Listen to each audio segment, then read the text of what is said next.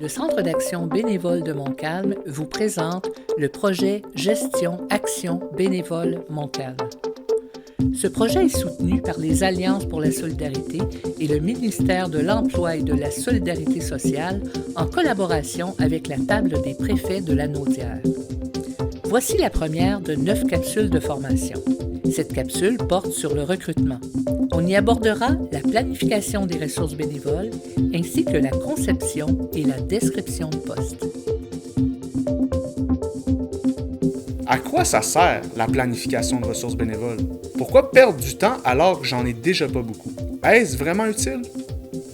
Dans le domaine de la gestion des bénévoles, comme dans tous les autres domaines, la planification vous fait sauver du temps en vous permettant de prévoir à l'avance les tâches à accomplir et de les ordonner de façon optimale.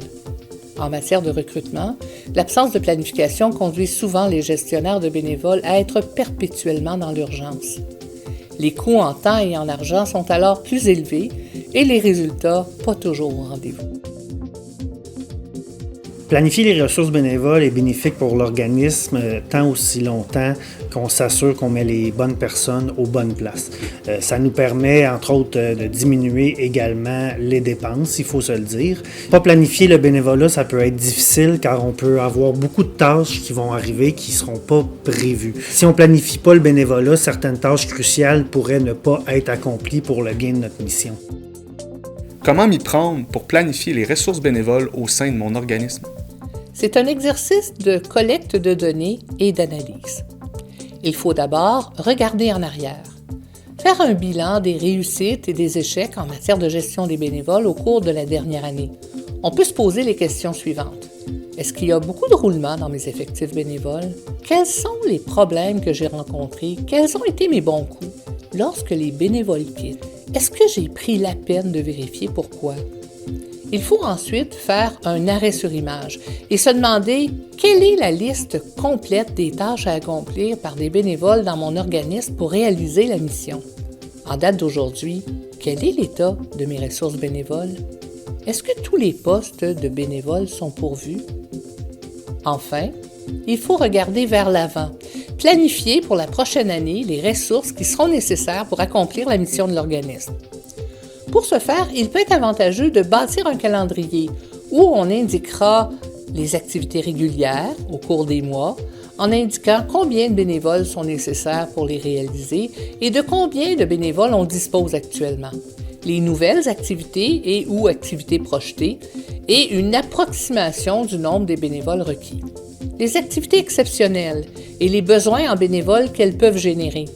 Enfin, les activités annuelles récurrentes et le nombre de bénévoles nécessaires pour en faire une réussite. L'été ou la basse saison est une période idéale pour faire la planification afin de démarrer le processus de recrutement au début de l'automne ou bien quelques semaines avant la haute saison. Pour les organismes ou les organisations qui comptent peu de bénévoles ou qui ont des activités peu variées, une version simplifiée de cette démarche peut être effectuée en se demandant, par exemple, durant la dernière année, qu'est-ce qui a bien été et quels ont été les problèmes que j'ai rencontrés avec mes bénévoles? De combien de bénévoles ai-je besoin pour mener mes activités et combien en ai-je présentement? Est-ce que je suis souvent obligée d'effectuer les tâches de mes bénévoles au détriment d'autres tâches importantes parce que je manque de bénévoles? Et maintenant, nous allons mettre tout ça en pratique. Voici un exemple de calendrier des activités pour un organisme dont la mission est de venir en aide aux familles dans le besoin en offrant du dépannage alimentaire et en exploitant une friperie. On va commencer avec les activités régulières. Par exemple, réception et classement des denrées. 2 jours semaine, on a besoin de 3 bénévoles. Actuellement, on en a 2, donc il nous en manque un. On a aussi la distribution de l'aide alimentaire, 1 jour par semaine. On a besoin de 5 à 6 bénévoles. Actuellement, on a 6 bénévoles, donc c'est complet. Évidemment, il y a d'autres activités, là, comme vous pouvez voir sur le calendrier. Si on passe maintenant aux nouvelles activités et ou activités projetées, on a pris par exemple un café-rencontre ouvert aux bénéficiaires un avant-midi par mois. On a besoin de 2 bénévoles pour les inscriptions, donc 2 bénévoles pour faire les appels, 2 jours par mois chacun. Et on doit évidemment monter les tables, faire le service, faire le ramassage, donc on a besoin de 2 bénévoles 1 jour par mois. On passe maintenant aux activités exceptionnelles et non récurrentes. Ici, on a participation, par exemple, de l'organisme au marché du village. On aurait besoin de 2 bénévoles pour une journée. On a également les activités annuelles ou récurrentes. Évidemment, tout le monde a une assemblée générale, généralement aux alentours de juin. On a besoin de monter, démonter les tables, préparer et servir la collation. Donc, on calcule que 3 bénévoles pour la journée, c'est bon. Et on a toutes sortes d'autres exemples comme ça, ce qui peut faire qu'à la fin de notre exercice, on va avoir à recruter 4 bénévoles, dont 2 de façon assez urgente, et peut-être 3 bénévoles occasionnels. Pour les organismes ou les organisations comptant peu de bénévoles ou d'activités, une version simplifiée de ce calendrier est disponible sur le site internet du CAB Montcalm. Chaque bénévole qui entre doit s'assurer de signer premièrement les consignes, les règles internes de l'organisme pour s'assurer qu'ils les connaissent, autant que les employés. On a un contrat de moralité pour s'assurer que les bénévoles sachent les tâches, connaissent les tâches, donc les énoncés de fonction de chacun. Puis, tout est décrit. Alors, de cette façon-là, on garde le bénévole motivé, puis on sait que quand il vient donner du temps, il sait ce qu'il a à faire. C'est quelque chose qui est précis, signé, et c'est une entente entre les deux parties. Quelle est la différence entre la conception de poste et la description de poste?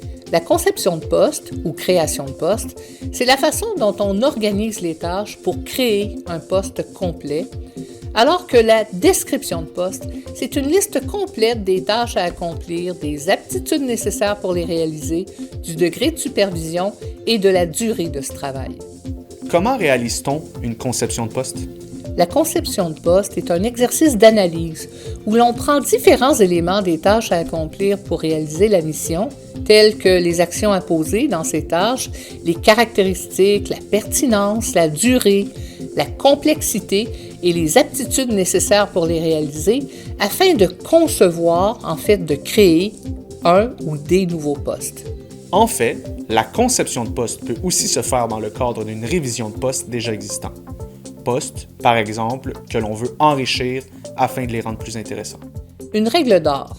Les postes créés doivent être attractifs, répondre aux besoins de socialisation des bénévoles, leur permettre de se réaliser et favoriser le développement de leurs compétences et de leurs intérêts. Pour qu'un ou une bénévole ait envie de s'impliquer, voire de s'engager à long terme, il ou elle doit non seulement adhérer à la mission de l'organisme, mais il ou elle doit également sentir que sa contribution a un impact réel dans sa communauté. Il faut aussi prévoir différents types de postes bénévoles lorsque c'est possible, afin de répondre aux besoins des bénévoles qui préfèrent ne s'impliquer que ponctuellement, de ceux et celles qui désirent une implication plus régulière et des bénévoles qui sont prêts à s'engager à long terme.